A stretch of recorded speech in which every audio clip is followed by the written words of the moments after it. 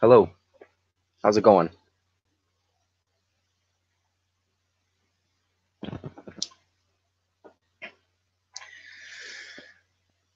Evening. What's going on? Comic Crack here with a little chat. I'd wanted to I wanted to do something to kind of talk to you about some things, but I was gonna wait for a little while. But I yeah, I just finished watching something and I felt compelled to share because kind of touched me. Uh, a lot actually deeper than I thought it would, to be totally blunt with you. But before we get into the heavier stuff, um, recently, uh, I think I might have mentioned it before, dropping in on a shop that's near my office, having some sales on, looking for some books for the kids, some graphic novels for the kids, because he was having some sales on graphic novels. He also had some sales on, he's got a lot of kind of packaged sets um, that are kind of on 50 to 60% off of those as well. I'm using this microphone today.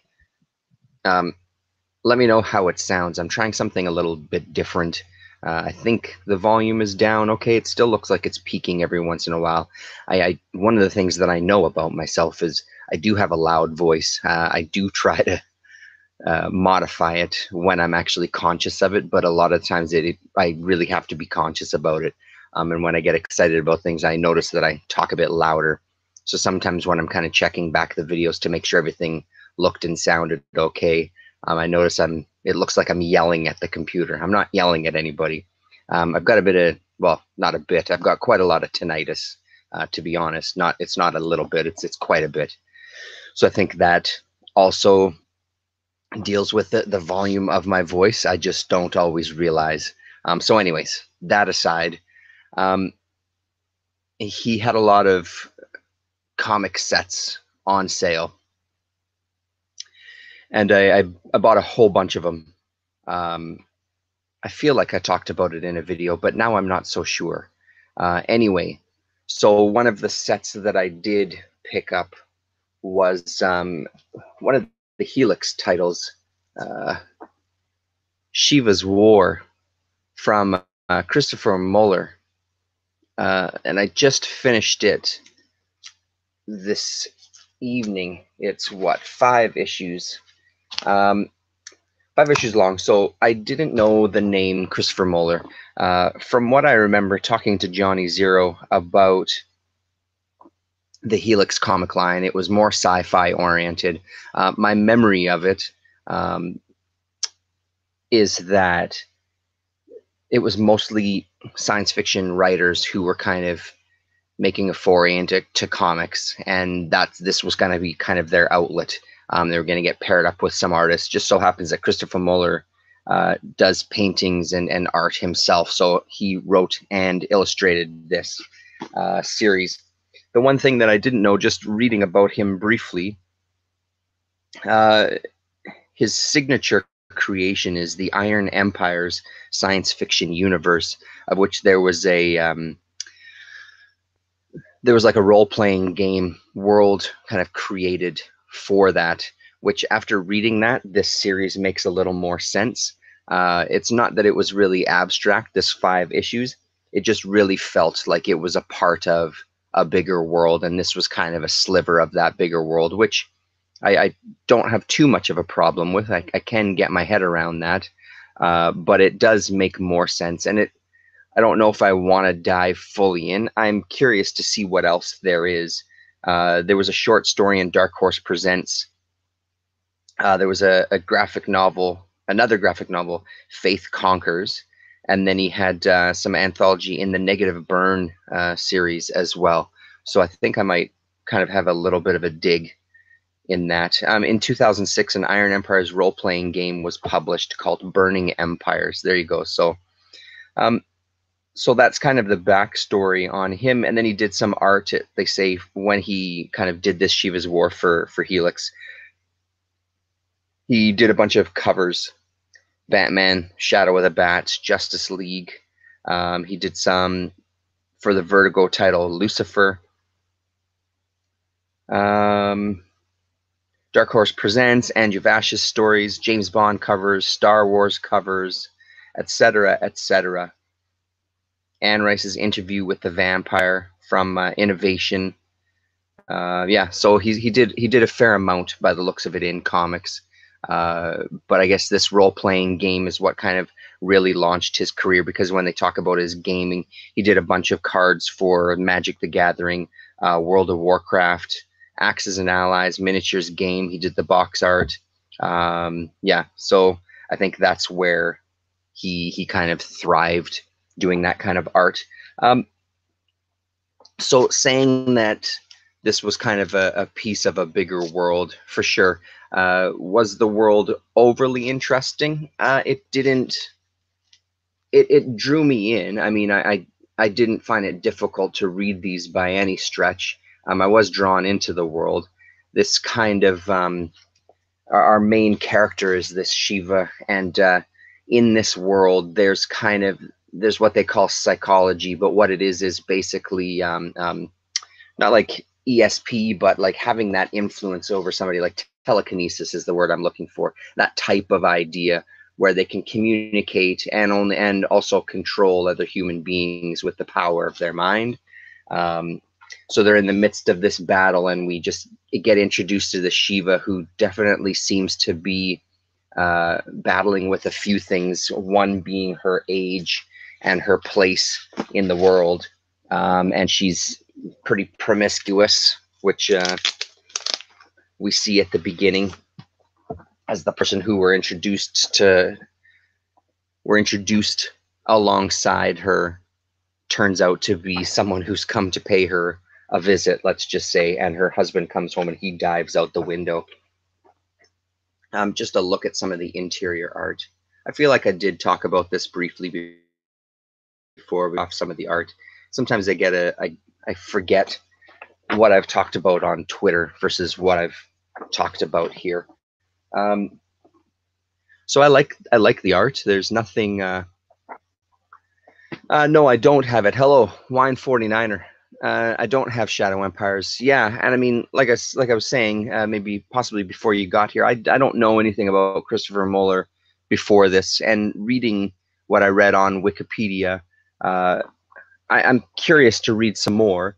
This was a nice kind of look into this world, albeit it wasn't something that ultimately at the end I felt like I took much away from. It was an enjoyable read. It just was a read, which kind of is going to lead into something I'm going to talk about in a little bit here. Yeah, no, don't be sorry. No, don't worry about it at all.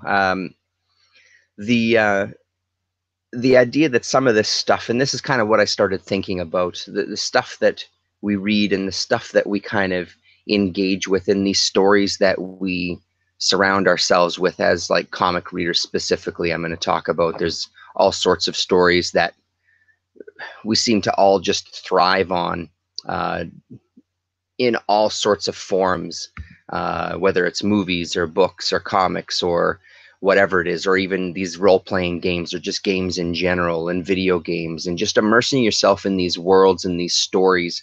There's going to be things that are going to appeal to you in those areas, or there isn't. And some things are going to resonate with you and they're not. I'm not speaking any sort of groundbreaking ideas here. It's just that idea kind of stuck with me about what resonates and why it resonates. And I think some of the things that resonate with me are almost like a feeling. So it's allowing this world to be presented to you, and then you kind of get inside it. For sure, that's a big part of it, absolutely. But there's also, I've noticed that there's a feeling associated with stuff for me that if it's not there, it's just not there. Even if I am really into the art or the story or whatever, there's that extra bit, which kind of leads, which is kind of why I wanted to make this video after having that experience with reading this. And then surprisingly today, when I went to do some Christmas shopping, Went to Chapters. Um, my dad's birthday, we're celebrating his birthday this Saturday, and there was a book on his list that I wanted to go see if I could find it at our local bookstore right by the house. And as I always do when I walk into bookstores, I end up checking out the graphic novels. And this was the last copy on the shelf. I didn't know that it existed. It's from 2014. I don't know when this actual book and set was published. Not seeing anything on the inside. Anyway, it's Seth's Dominion from the NFB of Canada. It's a documentary film about Seth, and it's presented in this really nice, really neat kind of book. So one side opens, and then you flip the book around, and the back side also opens for a collection of his artwork, whether it's excerpts from graphic novels or there's some photos. There's some art that he's done for commission, that sort of thing. And on the, I guess, the front side is photographs taken from his life that also appear in the documentary. For example, a photo of his mother here. So, and just, yeah, from his childhood all the way leading up to kind of his time now, where when this documentary is being filmed, as I said, 2014, he was saying he was 50 years old. So some shots of him and his wife too. And I didn't realize that he lives currently in Guelph. Not only lives in Guelph, but his wife owns a barber shop there that Seth designed, I guess. And so anyway, this also comes with a documentary DVD, which is under an hour. And watching it, like I I'm a little speechless, to be honest, because it was just really beautiful. It was really, really nicely done. It didn't feel like it was going to be enough time to really get into things, but I think the way that it was presented was really incredibly well done. And Seth has always been one of those guys that I've been into, along with Joe Matt and Chester Brown, kind of the Toronto Three or the Toronto Trio or whatever. And they do make an appearance in here too, which is really nice, just seeing the three of them together, that you've seen time and time again. If you've read any of their works, there's always somewhere the three sitting together and interacting in their stories. But Seth, honestly, I love his illustration style. I never got as deep into his graphic novels as I did Joe Matt and Chester Brown. And I think I might have missed a boat a little bit, because I mean, there's always been this sense of kind of nostalgia and memory and things associated with Seth's work, and this kind of real blending of reality versus fiction, which is also especially interesting when you consider the other two that he's really close friends with. They are just brutally honest. It's not that Seth isn't honest, he just likes exploring reality in a bit of a muddied sort of way, in a there's realism for sure, and there's touches of his life, but there's also these, like the town of Dominion, a fictional city in Ontario that he's basically created, and not only created in like journals with stories and art, but if you don't know much about it, he's also building the city out of cardboard and creating this city, the buildings and the signposts. And in his basement apparently is, I think, what did he say at the time of this, there was about 40 or 50 different buildings, and he says he's just going to keep building them until he runs out of room in his basement. And he uses it as a chance to kind of explore a world and create all these stories for himself. He does puppetry. He builds little puppets for like a little puppet theater that they also present in here. They also animate some of his stuff too, and he tells some little short stories. And there's all this sense of there's this kind of melancholy and this kind of sadness through all his stuff that was unbelievably touching and came across really, really well while watching the film. So hats off to Luke Chamberlain, who I don't know anything about. Who in the little bonus feature, there's a few bonus features, 2 animated shorts, 1 behind the scenes, and then there's Seth is talking at an opening or a book release at Drawn and Quarterly. I haven't watched that one yet because that's about an hour itself.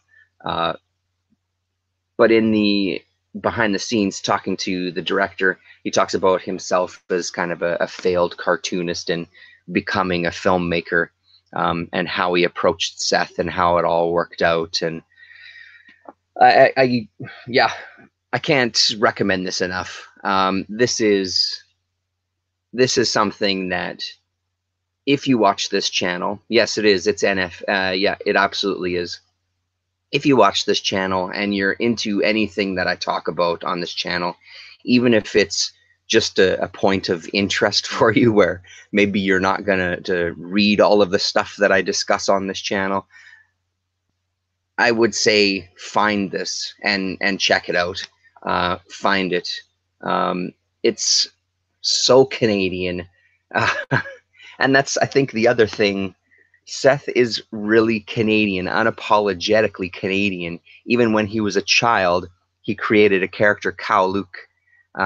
There's an animated short on that character as well. This is when he was a kid, still reading superhero comics and things. He created these comics for himself that he didn't really show anybody past his mother, and he created this Inuit superhero and this kind of team that was kind of like a Justice League, where they had a space station. And yeah, unbelievably Canadian and beautiful. And even just talking about going and walking with his dad in a fresh snowfall and talking about moving to the city of Guelph and that sort of thing. Really, really, yeah, I mean, it honestly almost brought me to tears a few times. It's really it's that touching and that moving. I can't recommend. And if you don't know Seth at all, I would highly recommend checking out some of his work. There's not a particular book that pops to mind that should be one that you pick right off the bat. I don't even really have any on this bookshelf right here. Books on all sorts of shelves, and no Seth close at hand here. But that gives you a sense. Sorry. It's this way. Oh, I think I've frozen up. There we go. I think I'm back. Let's see if I move. It seems to freeze. Sorry if I've lost everybody. No, he didn't talk specifically about too many of the places he lived. He kind of touches on his childhood. Here's a picture of the barber shop that his wife owns in Guelph. He didn't talk too much about any specific town. He doesn't. It goes into just enough detail about some segments. It's really focused on how he kind of perceives these memories of childhood and memories of his past, and how some memories stick with us, and how does that even get chosen? How does our brain choose what memories are going to stick, and how do we completely forget some buildings? And lots of talk of him walking around and ruminating over things, and the sense of sadness that he feels, and you know, it's crazy. Okay, 15 minutes away from you. Yeah, because you're out close by DaCosta and those guys, right? You're close to Kitchener, Waterloo. You don't have to say where exactly you're from, but I think yeah, I understand. So really nice document. I like the way that they put it together too. I like that it's kind of a book and the DVD instead of just a regular DVD case. Really neat to get a look into the life of an artist that I have a lot of respect for. And after watching that, didn't really realize how much respect I had for him. And it really makes me want to revisit the books of his that I do have and kind of sit with them again and reread them. Yeah, incredible stuff. Honestly, that was about it for the video. I did finish reading. Where is it? I did finish reading Lost Continent. And again, it was enjoyable.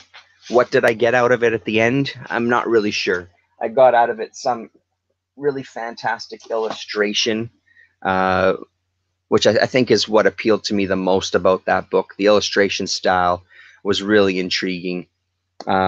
The other thing I didn't say about Shiva's War is it seems like, I don't know if it's just me or if just Moebius had such an impact on science fiction. There's some character design here, not in this issue, I don't think. In the final issue, especially, I'm not going to open it up. In the final issue, there's some of the kind of the armor that some of the soldiers wear that's very reminiscent of some Moebius type of design with these long kind of helmets. Just really that influence I think that he's had on science fiction pops up in places that I don't always expect it to. Still reading Crossfire. I have a whole bunch of books on the go. Crossfire just had another, I think I have it upstairs because I was reading upstairs. There was another really well done issue. There was the one issue that I'd spoken about before where it was kind of a movie script. There was a two-parter that I just read the other night that's kind of written in these short stories, in like 3-page stories where everyone ends with the end and the story starts unfolding there as you jump back and forth in time. I'm really digging Evanier as a writer. I'm really getting into his style. I can't remember who was, I think it was Jared Osborne had sent in one of the comments to read some of the back matter, which I hadn't at that point. I started reading it, and it's funny because the way he tells a story in this back matter, I don't really get as much out of. The stories don't seem, maybe it's my thoughts about it, then it could very well be that I expect some sort of grand expose of Hollywood and that system.